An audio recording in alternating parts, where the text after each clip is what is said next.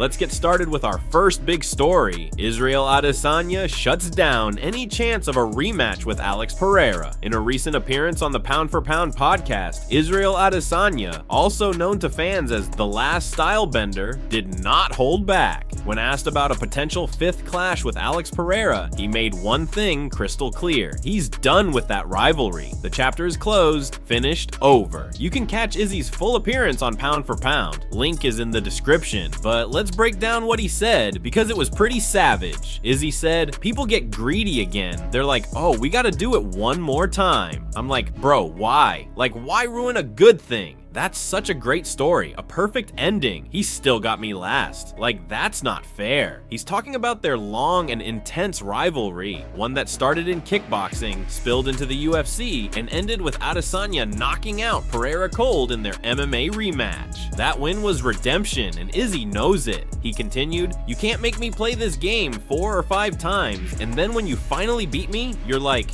nah, I'm done. Hey, you just need to get one, and that's the important one." And he's got a point. It's not about how many fights you have. It's about how you end the story. Izzy knocked Pereira out in dramatic fashion. That was the moment that fans remember. That was the mic drop. He added, "You gotta know when to hold them, know when to fold them. I'm a gambler. That's part of being a competitor too. I just beat him. I'm leaving on top." Izzy knows Pereira is no joke. He's a dangerous opponent with power, precision, and that stone-cold demeanor. And Izzy has never shied away from saying it.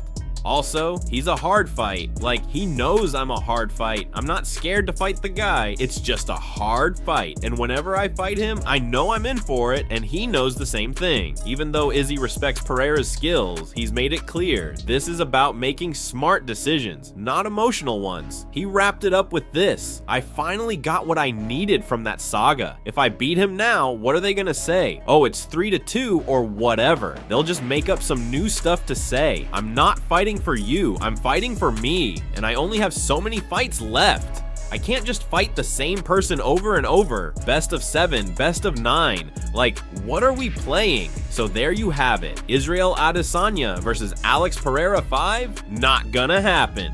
Izzy has closed that book, and he's moving on to new challenges. Moving on to our second major headline, Caio Borralho has his sights set on a clash with Khamzat Chimaev, and he's not holding back. It's been a long wait for Borralho. After his decision win over Jared Cannonier back in August, the Brazilian middleweight has been doing everything he can to stay relevant and keep his name in the mix. And now, he's calling out some big names. According to him, he's ready for Nasruddin Imavov or even the much-hyped Khamzat Chimaev. During his recent appearance on the MMA Hour with Ariel Helwani, Borralho opened up about a possible interim title fight at 185 pounds, and how that might be the key to getting a fight with Chimaev. From Borralho's point of view, there's only one scenario where a fight with Khamzat actually happens, if there's gold on the line. He said, "I'm still waiting for Khamzat's response. I think he's just fighting me if it's for the belt. If it's not for the belt, he doesn't want to fight me. The UFC needs to see how bad Dricus du Plessis' injury is before they decide whether to put up the interim belt or not. Maybe Khamzat will just wait until Dricus comes back. It's a valid strategy. Wait for a title fight and skip the risky matchups in between." But Borralho isn't buying it. He wants to stay active, and he's getting frustrated. In another interview on Submission Radio, Borralho also responded to a picture that Khamzat Chimaev shared online. A photo showing Borralho getting choked out during a training session, but Caio wasn't fazed. He brushed it off like a true professional. He said, "I have no ego. That's why everyone likes training with me.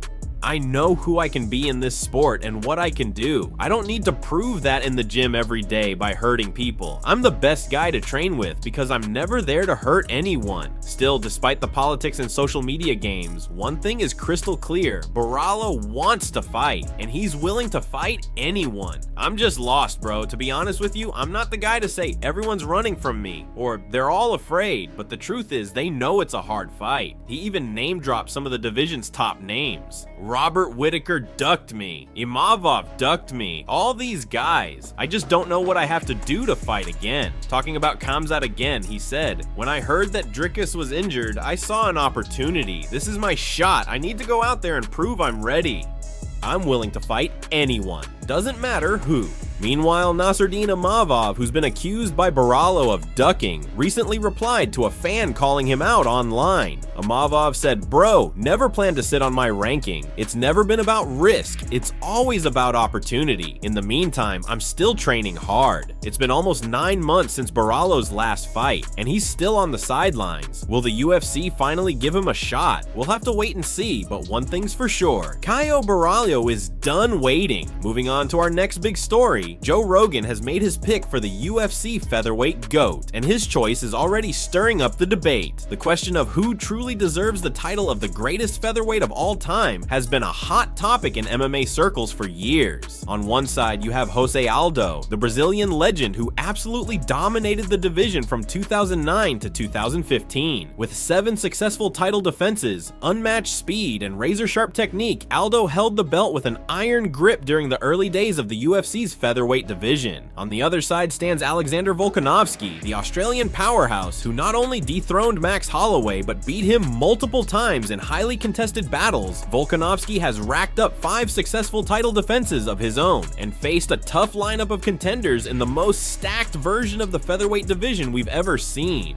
Now, during a recent episode of the Joe Rogan Experience, Rogan weighed in with his own opinion after watching Volkanovski's recent victory over Diego Lopez, a fight that had fans on the edge of their seats. "That was a fight I really wanted to see," Rogan said, "because I wanted to know if Volkanovski could pull it off. He's an all-time great featherweight champion, one of the greatest fighters of all time, period. He's a shoo-in for the Hall of Fame." Rogan didn't hold back when talking about the challenges Volkanovski faced leading into this bout. He's 36 years old, he got knocked out twice in a row, and now he's stepping back in the cage against this animal Diego Lopez. That's a hard fight. It was a great fight, and Volkanovski pulled it off. That win seems to have reinvigorated the GOAT debate. While many fans still give the edge to Aldo based on his incredible title reign, 7 defenses, and nearly a decade of dominance, others argue that Volkanovski's level of competition, ability to adapt, and overall resume speak for themselves, and Rogan seems to agree. He emphasized that while Aldo's reign was legendary, Volkanovski is fighting in an era of deeper, more well-rounded athletes. Plus, Volkanovski has continued to evolve, showing grit, intelligence, and technical mastery in every outing. Even after suffering back-to-back knockouts, he came back strong. Still, even Rogan admitted that Volk isn't quite done yet. He said, if he can stack up a couple more wins, especially if they're title fights, his case might be undeniable. People will have to give him the GOAT crown, whether they like it or not. Whether you're Team Aldo or Team Volkanovski, there's no denying this debate isn't going away anytime soon. As long as Volk keeps winning, and especially if he gets that belt around his waist again, he might just end the conversation for good.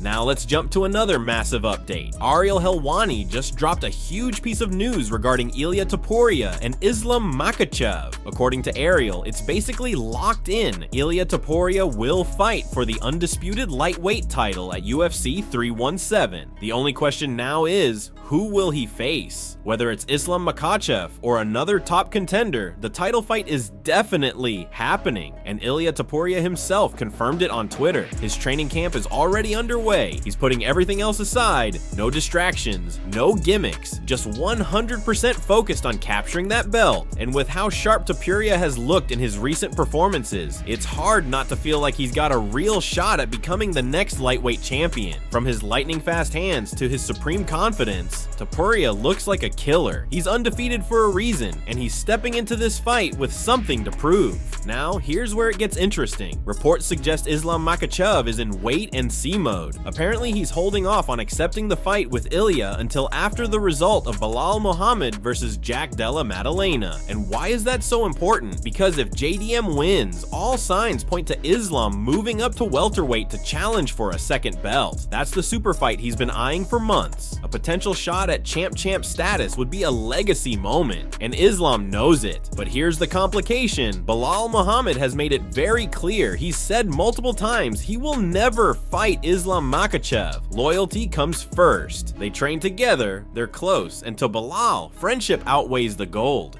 On Islam's end though, the vibes feel different. He hasn't exactly shut the door on fighting Borralho. In fact, he's hinted at the possibility more than once. If the opportunity is big enough, if there's a belt on the line, it's clear Islam is at least considering it. And even if Borralho loses, don't be surprised if Islam versus Borralho still ends up on the table. The UFC might push for it anyway, especially if they're lacking main event options. All this leads to potential chaos at UFC 317. If Islam decides to move up to 170, that leaves Ilia Topuria without an opponent and opens the door for someone like Charles Oliveira to step in. We could be looking at Ilia versus Charles for the vacant title. There's also been talk that Islam's weight cuts have become extremely difficult. He's mentioned it himself, so in reality, there might only be one last fight for him at 155, and that's Ilia. After that, he may be done with the division altogether. Keep in mind, Islam's resume is stacked. He's already defended the belt, fought the featherweight champ twice, and proven himself at the top. So if he does decide to move up, don't be surprised if the UFC strips him, just like they did in Miami, and moves on with a new lightweight era. Next up, some serious drama in Russia. Islam Makhachev reportedly came dangerously close to getting into an actual street brawl with none other than power slap competitor Vasily Kamatsky. Yeah, you read that right. UFC's lightweight champion nearly threw down with a slap fighting star outside a mall in Moscow. According to reports coming from Russian media, the two ran into each other unexpectedly in a crowded area outside the shopping center, and what started as some tension-filled words escalated into a near physical altercation. To give this a bit of context, Islam has not been shy about his disdain for power slap. After his win at UFC 311, he openly criticized the whole concept of the sport. He called it disgraceful, saying he couldn't understand why anyone would willingly take part in something so dangerous and unnecessary. He said, quote, "This isn't fighting. This is people just getting hit in the face while standing still. It's not martial arts. It's not skill. It's stupid." Well, those comments did not sit well with Vasily Kamatsky, who just so happens to be one of the most recognizable figures in power slap. In a follow-up interview, Kamatsky clapped back hard. "Disgrace? I don't know," he said. "Don't they do the same kind of stuff in the UFC during press conferences? Slapping each other, getting in faces, throwing stuff. That's no different than what we do. We just made it a sport," he added. "Slapping people and getting knocked out is what made this popular. People like it. I don't see anything disgraceful about that."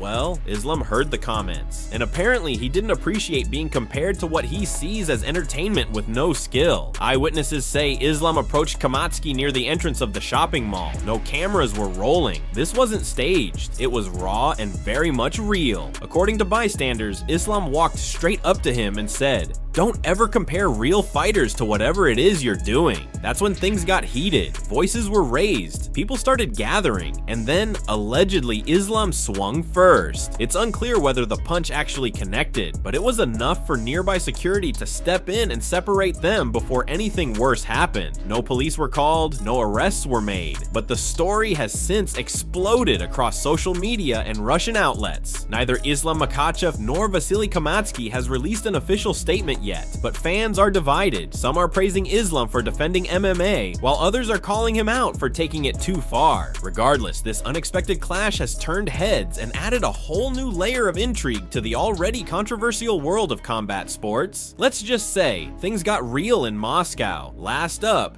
Garry calls out Islam Makhachev just days before he's set to headline UFC Kansas City in a pivotal welterweight showdown against Carlos Prates. Garry is already making waves with his next move, and it's a big one. The undefeated Irish striker isn't just focused on Prates. He's already got his eyes on one of the most dominant champions in the sport today, Islam Makhachev. Now, this might sound crazy to some. After all, Islam is the reigning lightweight champion, and Garry is still building his resume at 170 pounds. But there's a bigger picture in play, and Ian sees an opportunity. In a recent interview, Garry said, "Look, if Islam doesn't have to cut weight, if he moves up to 170, he becomes a nightmare for everyone. But that's exactly why I want to test myself against him. I'm not here to be average. I want to be great." Those are bold words from a man just days out from a tough fight, but Ian has never been shy about chasing greatness. He's modeled his career off of Conor McGregor, both in confidence and ambition, and if Islam Makhachev really does decide to move up after UFC 317, Ian wants to be next. Let's not forget, this wouldn't be the first time we've seen a Dagestani versus Irish rivalry headline the UFC. The echoes of Khabib versus Conor still resonate throughout the sport, and Ian versus Islam could very well be the next chapter in that epic saga. There's a lot that needs to happen first. For starters, Islam needs to get through the chaos surrounding UFC 317. If Belal Muhammad beats Jack Della Maddalena, Islam might stay at lightweight out of respect, but if JDM wins, there's a good chance Islam vacates 155 and chases the welterweight belt. That opens the door for Ian Garry, especially if he scores a dominant win over Carlos Prates. With an unbeaten record, a rising star status, and a ton of hype behind him, Ian could be just 1 or 2 wins away from a title eliminator. And this isn't just talk, Ian Garry is dead serious. He continued, "If Islam moves up, I don't care who he is or what he's done. He hasn't fought me. I have the tools, the length, the speed, and I'm getting better every single fight. Give me that matchup, and I promise I'll rise to the occasion." Whether fans believe him or not, Ian Garry is planting the seed early and doing exactly what smart fighters do: create buzz, call out the biggest names, and stay ready for the opportunity. Dagestan versus Ireland Part 2? Don't rule it out, not with the way the welterweight division is shifting. And if Ian Garry keeps winning, he just might get his wish.